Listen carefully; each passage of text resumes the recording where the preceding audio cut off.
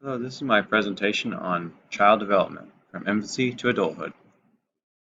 There are two schools of thought in terms of child development. One perceives it more as a continuum, like a tree growing from sapling to full bloom with great branches. There's also the school of thought of a metamorphosis, like a bug that moves from egg to larva to pupa without wings to an adult with wings. A philosopher or psychologist who is more along the metamorphosis theory was by the name of Jean Piaget, that sense that the first stage is called a sensory motor stage, in which the child's worldview is based entirely on his senses and immediate surroundings. When they took away a toy of a baby that was less than 9 months old, the baby didn't cry because that toy wasn't a part of its reality anymore. However, from 2 to 6 in the preoperational stage, the child will know that the toy is still existing, but it's just somewhere else. However, their perception of quantity is still one-dimensional. For example, if you took a ball of clay and rolled it into a log, they might think that there's more of it because it's longer, when in fact you've just spread it out.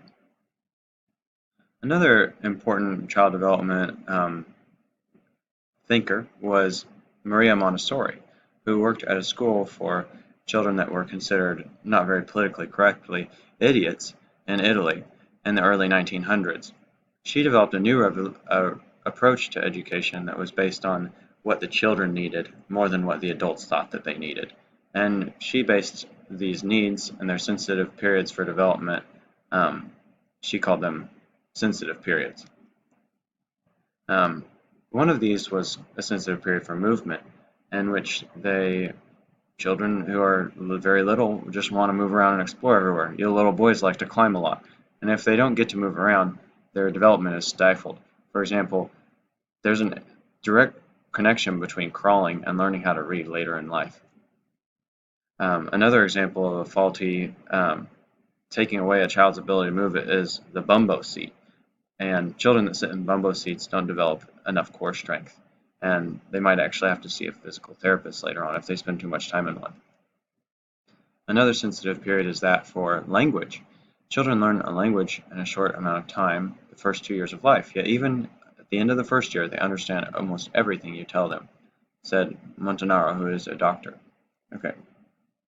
Talking to your baby. When your baby hears a voice that is respectful and caring, they're going to learn how to talk that way too.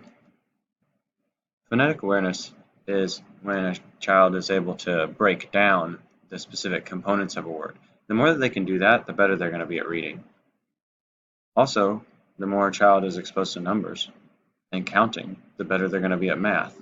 An example of learning how to count and use numbers, be exposed to numbers, is the game Chutes and Ladders, which seems simple, but is actually helping the child develop visual spatial kinesthetic experience of how counting works. And children who played this game ended up getting better at math. The age ranges that I see at my school are from preschool, age 4, and all the way to 8th grade, age 14.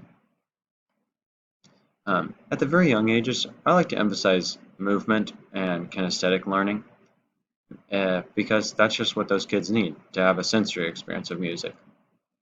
In 2nd grade, we can start to read a little bit, and then in 3rd and 4th grade, we can really hone in on those reading skills, because that's a period of life between 6 and 12 where they're consolidating and growing the new language and motor skills that they formed.